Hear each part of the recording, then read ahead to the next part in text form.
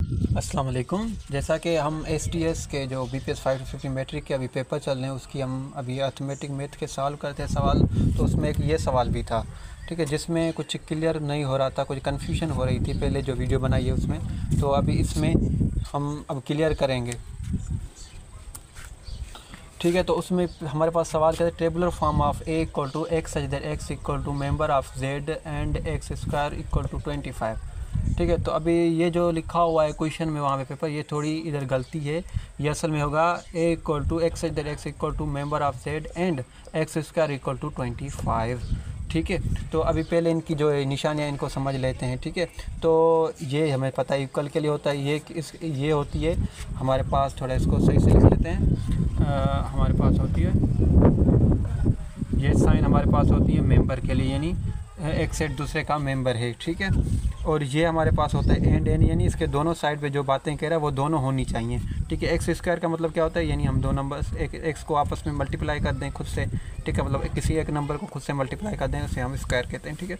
1 multiply हम square देख लें इनके सारे के, ठीक है। हाँ, अभी हमारे पास जो है, हमारे पास अब सवाल में क्या कह रहा है कि एक्स सच दैट, ठीक है, एक्स हमारे पास सेट ए है, उसके एलिमेंट्स कौन से हैं, एक्स हैं, ठीक है। उसके एक्स एलिमेंट है, ठीक है।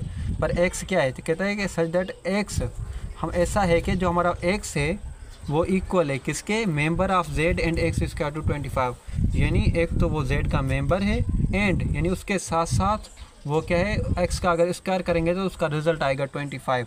तो हम पहले ये देखें कि हमारे पास कौन से ऐसे जेड के मेंबर हैं जिनका स्क्वायर आता है हमारे पास 25, ठीक है। तो हमारे पास जितने नंबर मिले थे हमने उसका स्क्वायर फाइंड किया। जैसे 1 का फाइंड किया, 1 1 जा इक्वल 1 आता है, तो ये हमारे 1 तो होगा नहीं क्योंकि इसका स्क्वायर 25 नहीं आता।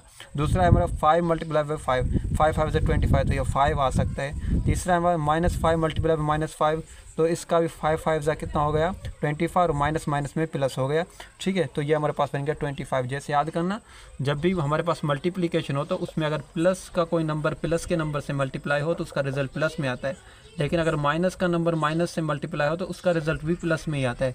इसी तरह अगर माइनस का नंबर प्लस के नंबर से मल्टीप्लाई हो तो उसका रिजल्ट माइनस में आता है। इसी तरह अगर प्लस का नंबर मल्टीप्लाई हो माइनस के नंबर से तो उसका रिजल्ट माइनस में आता है, ठीक है। तो यहाँ पे दोनों माइनस के तो मल्टीप्लाई करेंगे तो रिजल्ट प्लस में आएगा, ठीक है, 25। इसके अलावा हमें पास 25 मिला हुआ था, तो उसका 25 को 25 से मल्टीप्लाई करेंगे तो 625।